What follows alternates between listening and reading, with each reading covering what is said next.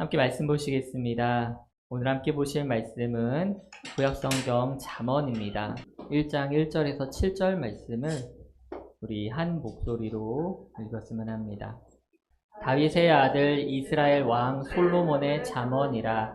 이는 지혜와 훈계를 알게 하며 명철의 말씀을 깨닫게 하며 지혜롭게 공의롭게 정의롭게 정직하게 행할 일에 대하여 훈계를 받게 하며 어리석은 자를 슬기롭게 하며 젊은 자에게 지식과 근신함을 주기 위한 것이니, 지혜 있는 자는 듣고 학식이 더할 것이요 명철한 자는 지략을 얻을 것이라. 잠언의 비유와 기회 있는 말의 자의 말과 그 오묘한 말을 깨달으리라. 여호와를 경외하는 것이 지식의 근본이거늘 미련한 자는 지혜와 훈계를 멸시하느니라. 아멘. 그리스도 안에서 사랑하는 우리 형제 자매 여러분, 오늘 저는 여러분께 우리의 일상을 위한 영원한 지혜와 실천적인 조언으로 가득 찬 성경이 잠언의 책에 대해서 말씀을 나누려고 합니다. 우리가 이 책의 가르침을 되새기면서 우리가 하나님을 기쁘게 하는 삶을 살도록 영광을 받기를 원합니다. 잠언은 위대한 지혜로 알려진 다윗의 아들 솔로몬 왕이 쓴 말과 가르침의 모음입니다. 이 책의 목적은 사람들에게 현명하고 정의로운 삶을 사는 법을 가르치고 어리석음과 죄에 대한 위험을 경고하고 있습니다. 잠언의 핵심 중에 하나는 바로 주님에 대한 두려움입니다. 주님에 대한 두려움은 벌에 대한 두려움이 아니라 하나님과 그의 길에 대한 경외와 존경을 뜻하는 것입니다. 그래서 잠언 1장 7절에는 여호와를 경외하는 것이 지식의 시작이라고, 또한 어리석은 자들이 지혜와 가르침을 멸시한다고 적혀 있습니다. 우리가 주님에 대한 건전한 두려움을 가질 때 우리는 삶에서 주님의 지혜와 인도를 더 많이 구하게 됩니다. 결론적으로 사랑하는 형제 자매 여러분, 잠언의 지혜로 인도되는 삶을 살며 우리가 하는 모든 일에 하나님께 영광을 돌리려고 노력합시다. 신의 가호가 있기를 원합니다. 아멘. 여러분들 아멘 하셨죠? 네, 제가 말씀을 끝낸 것 같죠? 방금 제가 읽어드린 이 설교문은 제가 쓴 게 아닙니다. 바로 챗 GPT라고 해서 인공지능 챗봇이 만든 설교문입니다. 실제로 제가 어떻게 만들었는지를 화면을 통해서 잠시 보여드리도록 하겠습니다.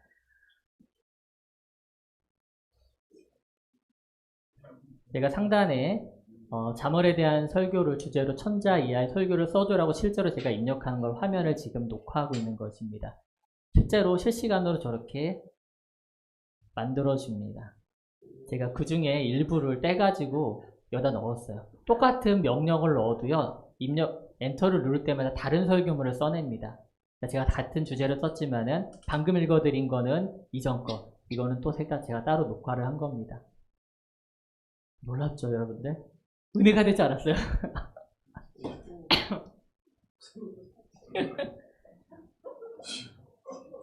다음 화면 보실까요?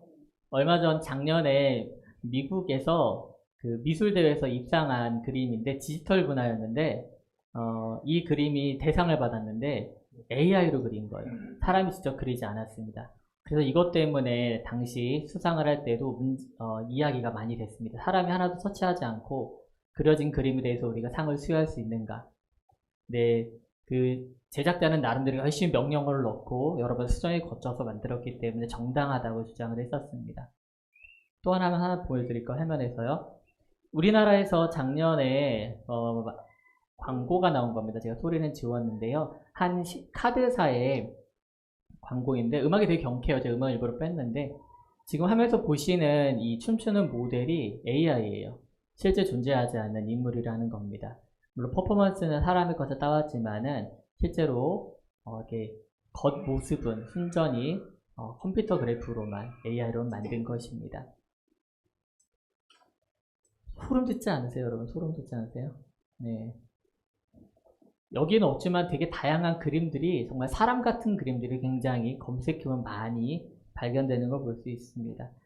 참 과학의 발전에 따른 이 인공지능의 수준이 뭐 그림, 영상, 심지어는 글까지 여러 범위에서 침투하며 이 시대가 어떤 시대인지 다시 한번 우리가 생각해 보아야 하게끔 이끌고 있는 것 같습니다. 이제 좀 있으면 저도 없어질지 몰라요, 여러분들. 그냥 성경만 하나 넣으시고 입력어만 넣으시면 아주 은혜로운 설교가 흘러나올지도 몰라요. 나중에 홀로그램으로 사람이 서서 이제 또 입 싱크도 맞추면은 제가 하는 것보다 더 은혜로운 설교가 될지 모릅니다. 하지만 또 반면 그런 생각을 해봤어요. 방금 이 설교문을 작성한 사람은 우리 교회를 알까? 우리 성도 한 명 한 명을 알까? 우리 지원이의 아픔을 알며 우리 누리의 미래에 대해서 걱정하고 있는 그 마음을 알까? 그런 생각을 해봤습니다. 우리가 여전히 많은 것들이 대체 가능할 것 같은 이 시대에도 우리 오늘 아침 모두 우리 성경을 다시 한번 나눕니다. 왜냐하면 성경은 그 삶 그것 자체로 다른 것에 대체될 수 없는 기준과 진리를 가지고 있기 때문입니다. 아무리 시대가 변해도 변하지 않는 가치가 있다는 것이죠. 우리 그리스도인들은 그 가치를 이런 AI에서 찾는 게 아니라 바로 성경에서 찾는 사람들인 줄 믿습니다. 오늘 성경별 설교 39번째로 만나는 이 잠언은요, 이 최첨단 과학 21세기를 관통하는 지금 이 시대에도 우리에게 주는 유효한 교훈이 있는 줄 믿습니다. 그 가장 첫 번째 교훈은 저는 잠언을 살펴보면서 얻은 것이 무엇이냐면 바로 하나님을 경외하라는 것입니다. 잠언은 모든 거의 장마다 여호와 하나님을 경외하라는 교훈을 우리에게 주고 있습니다. 그렇다면 경외한다는 건 뭘까요? 경외한다는 것. 많은 그리스도인들이 하나님을 경외해야 한다고 하면은 하나님을 두려워하는 그런 존재로 오해하는 경우가 많습니다. 하나님이 우리의 그 깊은 곳까지 감찰하시는 분이시니까 같이 사는 사람들은 몰라도, 아내는 몰라도, 우리 부모님은 몰라도 내 속에 있는 죄를 다 아시는 분이니까 그러니까 나를 또 벌할 수 있지 않으시나? 그러니까 두려워해야 한다고 그렇게 생각하는 경우가 있다는 겁니다. 경외한다는 말에는 분명히 두려워한다는 뜻이 들어있는 것은 맞습니다만은 그것이 끝이 아닙니다. 그 경외한다는 말에는 신뢰와 믿음의 의미도 녹아져 있습니다. 창세기 22장 12절에 우리말로는 처음으로 경외한다는 단어가 나옵니다. 사자가 이르시되 그 아이에게 내 손을 대지 말라. 그에게 아무 일도 하지 말라. 내가 내 아들 독자까지도 내게 아끼지 아니하였으니 내가 이제야 내가 하나님을 경외하는 줄 아노라. 어떤 장면입니까, 여러분들? 믿음의 조상 아브라함이 모리아 산에서 외아들 이삭을 제단 위에 올렸을 때 바로 하나님께서 그가 하나님을 경외하는 줄 아셨다라고 말씀하는 장면입니다. 아브라함은요, 하나님이 두려워서 누뚱이인 하나밖에 없는 유일한 자식 이삭을 제단에 바친 게 아닙니다. 아브라함은 하나님을 신뢰했고 하나님을 믿었기 때문에 이런 행동이 했던 것입니다. 하나님은 분명히 아브라함과 사라의 태에서 나온 그 자식을 통해서 자손을 번성하게 하겠다는 약속을 분명히 하셨고 하나님은 그러한 아브라함 가운데 이삭을 주셨고 아브라함은 그러한 하나님을 믿었습니다. 경외했다는 것이죠. 그렇기 때문에 당장 내 눈에 앞에는 정말 이상한 행동이에요. 왜 하나밖에 없는 자식을 제단에 바치라고 하시나? 상식적으로 이해되지 않나요? 하지만 아브라함은 하나님을 경외하며 믿고 신뢰하며 모리아산에 오른 것입니다. 그런데 현대 많은 사람들이 하나님을 경외하지 않아요.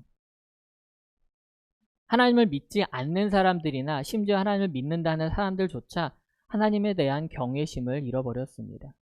믿지 않는 사람들은요, 하늘을 두려워하지 않아요. 그러니까 다 자기가 중심이 돼서 자기 뜻대로 살아갑니다. 어두운 곳에서 모사를 꾸미고요. 백주 대낮에 제약을 아무런 부끄러움 없이 저지릅니다. 곧 드러날 거짓을 말하고요. 자기 이익을 위해서 남을 해치는 것에 거리낌이 없습니다. 왜 그럴까요? 왜 그럴까요? 하나님이 살아계시다라고 하는 자각이 없기 때문입니다. 자신의 죄악에 대해서 심판하실 하나님을 경외하지 않기 때문이죠. 인간들이 재판관이 되어서 서 있는 재판장 요즘 어떻습니까? 돈과 인맥으로 다 됩니다. 구분 판결이 일어나고 세상의 권력에 따라 좌우로 재판의 결과가 달라집니다. 그러니 사람들을 더 이상 두려워하지 않는 거예요. 그런데 더 심각한 것은 그리스도인조차요, 때로는 하나님에 대한 경외심을 잃어버린 것처럼 산다는 겁니다.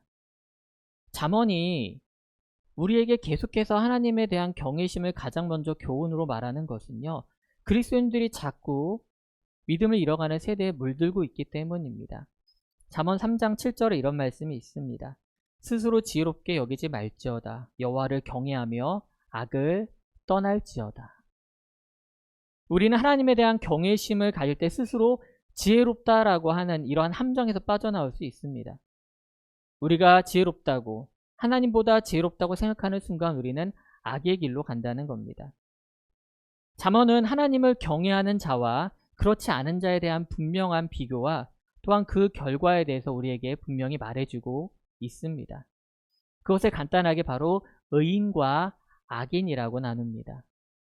그래서 잠언이 주는 두 번째 교훈은 의인과 악인의 삶을 보라는 것입니다. 의인과 악인의 삶이 어떠한 삶을 살고 있으며 또한 그들의 결과는 어떻게 되는지 그거를 보라는 것이죠. 놀랍게도 이 잠언 31장 가운데 여러분들 의인과 악인을 비교하는 구절이 117번이 나옵니다. 그러니까 성경 아무데나 지금 당장 펴셔도요, 의인과 악인이란 단어를 어렵지 않게 볼 수 있다는 겁니다. 대표적인 세 구절을 제가 한번 보여드리는데 10장 6절에 의인의 머리에는 복이 임하나 악인의 입은 독을 머금없느니라. 10장 28절에 의인의 소망은 즐거움을 이루어도 악인의 소망은 끊어지느니라. 13장 9절에 의인의 빛은 환하게 빛나고 악인의 등불은 꺼지느니라. 이처럼 의인과 악인을 나눕니다. 근데 여러분들 이거를 읽으면은 그래 나는 의인이니까 내가 받을 건 요거구나 라고 의인 부분만 보는 그런 심산이 있어요. 여러분들 저조차도 사실 그래요. 근데 우리가 의인과 악인의 삶을 살펴보기 전에 잊지 말아야 할 것은요, 우리 모두가 원래는 다 죄인이었다는 겁니다. 죄인이라고 하는 그 출발선에서 사실 우리가 같이 출발했어요. 하지만 우리가 이 말씀을 앞에 두었을 적에 이 말씀을 기준으로 우리가 의인의 길을 가느냐 죄인의 길을 가느냐 갈라진다는 겁니다. 그럼 우리가 어떻게 의인의 길을 갈 수 있을까요?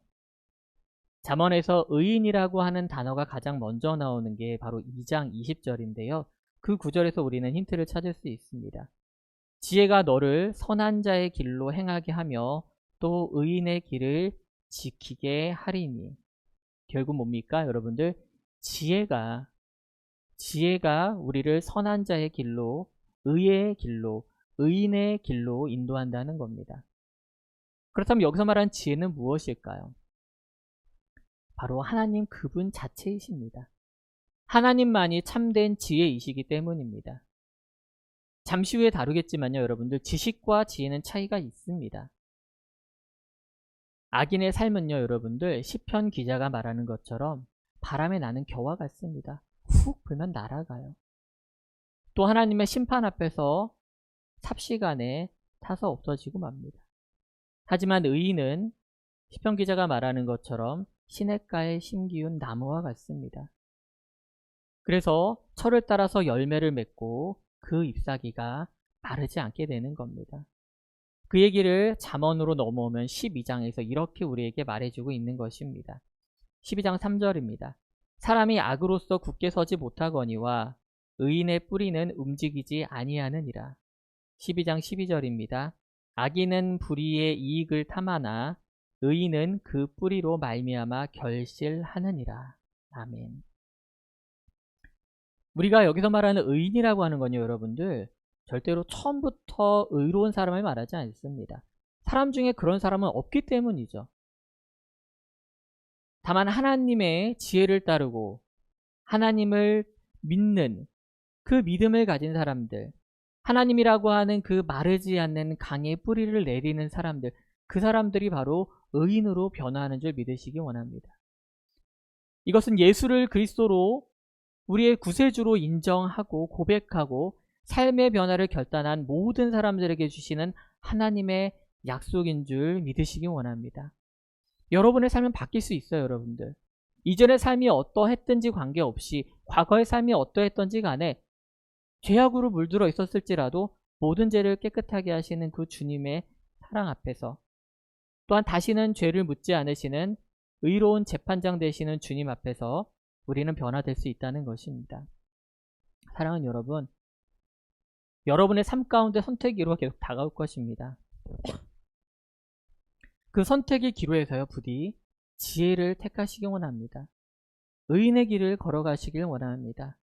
우리가 이전에는 몰랐기 때문에 내 뜻대로 세상에서 많은 사람들이 가라고 하는 그 넓은 길로 무작정 따라갔지만 이제는 알기 원합니다.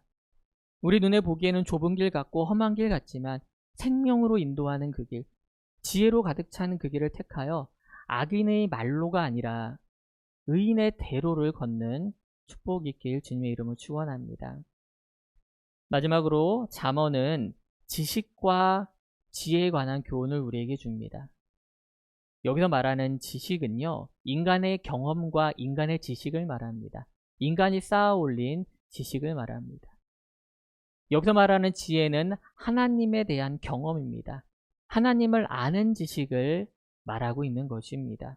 우리는 이것을 정확하게 지식과 지혜를 구별할 줄 알아야 합니다. 요 며칠 사이 가장 핫한 뉴스가 하나 있습니다.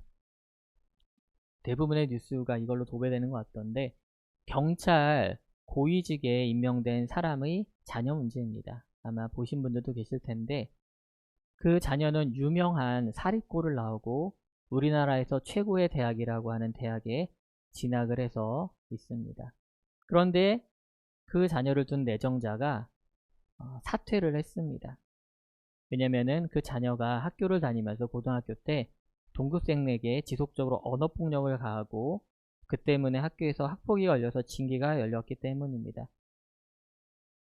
그런데 학교에 징계에 불복을 했어요. 그래서 졸업할 때까지 법정 다툼을 계속 벌였습니다. 결국 대법원까지 갔지만은 그 학폭을 한 학생이 잘못했다라고 판결이 나왔습니다. 그런데 아시다시피 판결이라는 게 하루 이틀 사이에 나는 게 아니지 않습니까? 근데 그것을 사실 이용한 거죠. 그 기간 동안 그 가해자는 학교를 졸업하고 명문대에 진학을 했고요. 도리어 그 피해자는 극단적인 선택을 하는 등 삶의 어려움을 겪다가 결국 학교도 중퇴하고 말았습니다. 검사인 아버지를 믿고 자식은 못된 행동을 거듭했고 부모들도 학교의 징계 절차에 제대로 따르지 않았다는 것이 드러나고 있습니다. 그 학생이 다녔던 고등학교와 대학교는 여러분들 돈이 많다고 해서 그냥 갈 수 있는 학교가 아니었습니다. 머리가 좋아야 했고요. 공부를 진짜 많이 해야만 갈 수 있는 학교입니다. 그 말이 뭡니까? 지식이 가득했다는 거예요. 아는 게 진짜 많았다는 거예요, 여러분들. 근데 아무리 지식이 많으면 뭐합니까? 어떻게든 상대방을 끝까지 괴롭히면서 자신은 형벌을 피해갈 그런 곳에만 머리를 쓰는데 말입니다. 다른 사람의 인생은 파탄을 내면서 자신의 인생길은 탄탄대로로 걸어가는 그런 길을 찾아가는 지식이 도대체 무슨 소용이란 말입니까? 이처럼 인간의 지식은 많은 면에서 이기적입니다. 인간의 지식은 자신이 잘 되는 것, 세상에서 남을 이기고 살아가는 그런 것에 초점을 맞추는 지식이 대부분입니다. 하지만 하나님의 지혜를 아는 자는요, 하나님의 지혜를 갈망하는 자는 그러한 삶을 살지 않습니다. 잠언에서 이 많은 우리에게 주는 교훈 가운데 딱 한 구절을 꼽자면은 저는 오늘 본문 마지막 절인 1장 7절을 꼽고 싶습니다. 우리 같이 한번 읽어보도록 할까요? 화면과 주보 성경책에 있습니다. 1장 7절입니다. 시작. 여호와를 경외하는 것이 지식의 근본이거늘 미련한 자는 지혜와 훈계를 멸시하느니라. 아멘. 모든 지식은 여호와 하나님을 경외하는 데서 시작하는 거고요. 바로 그분의 지혜와 훈계를 받아들이는 것에 있습니다. 하나님의 지혜는 공부를 많이 하고 여러분들 좋은 대학을 가고 박사학위가 있어야 깨닫는 그런 말씀이 아니라는 거예요. 그래서 신명기에서는 일찌감치 우리에게 하나님 말씀에 대해서 이렇다라고 말씀해주고 있습니다. 오늘 내가 당신들에게 내리는 이 명령은 당신들이 실천하기 어려운 것도 아니고 당신의 능력이 미치지 못하는 것도 아닙니다. 이 명령은 하늘 위에 있는 것이 아니므로 당신들은 누가 하늘에 올라가서 그 명령을 받아다가 우리가 그것을 듣고 지키도록 말하여 주랴 할 것도 아닙니다. 또한 이 명령은 바다 건너에 있는 것도 아니니 누가 바다를 건너가서 명령을 받아다가 우리가 그것을 듣고 지키도록 말하여 주랴 할 것도 아닙니다. 그 명령은 당신들에게 아주 가까운 곳에 있습니다. 당신들의 입에 있고 당신들의 마음에 있으니 당신들이 그것을 실천할 수 있습니다. 아멘. 하나님이 주시는 지혜는요, 여러분들 어린아이부터 어른까지 누구나 듣고 실천할 수 있습니다. 제가 아까 유치원을 졸업한 지우에게 선물을 줬는데 성경책이에요. 만화로 된 성경책입니다. 이야기로 되어 있는 성경책이죠. 충분히 이해하고 누구나 알아볼 수 있게끔 성경은 우리에게 주어졌다는 겁니다. 가방끈이 소위 길고 짧은 거 전혀 문제가 되지 않습니다. 말씀은 바로 우리 곁에 있기 때문입니다. 또한 하나님의 지혜를 아는 자는요, 지식을 뛰어넘는 눈을 가지게 됩니다. 지식을 뛰어넘는 눈을 가지게 됩니다. 지식은 이런 겁니다. 우리 신체는 60%가 물로 이루어져 있고 탄소나 수소, 질소로 이루어져 있다. 그런데 지혜는 이런 겁니다. 사람은 하나님의 형상을 따라 지음받았으며 하나님께서 생기를 불어넣음으로써 생명이 되었다라는 겁니다. 지식은 또한 이런 것입니다. 우주는 행성과 별과 은하계로 이루어져 있고 정확한 크기는 모르지만 지름이 약 930억 광년 정도 되며 지금도 팽창하고 있다는 겁니다. 하지만 지혜는 이런 것입니다. 하나님이 이 세상을 말씀으로 창조하셨다는 겁니다.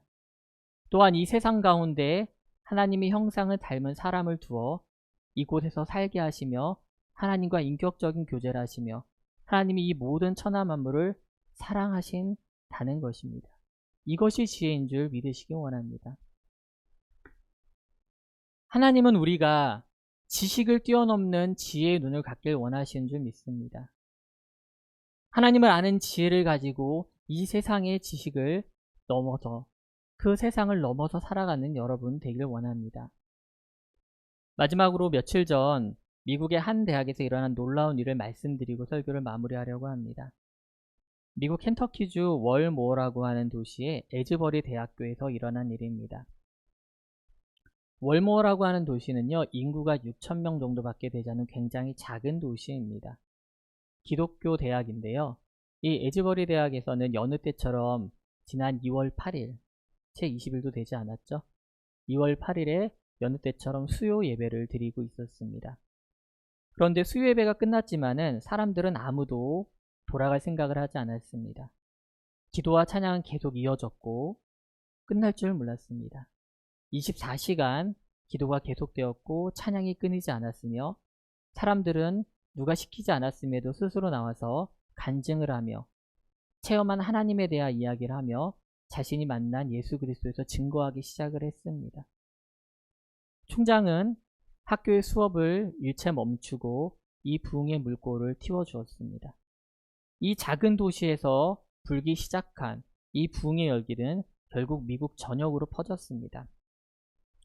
도시 인구의 몇 배가 되는 사람들이 이 작은 도시를 방문하였고 그 예배의 현장으로 들어가기 위해서 줄을 섰습니다. 2월 8일에 시작된 이 부흥은 지금도 계속되고 있습니다, 여러분들.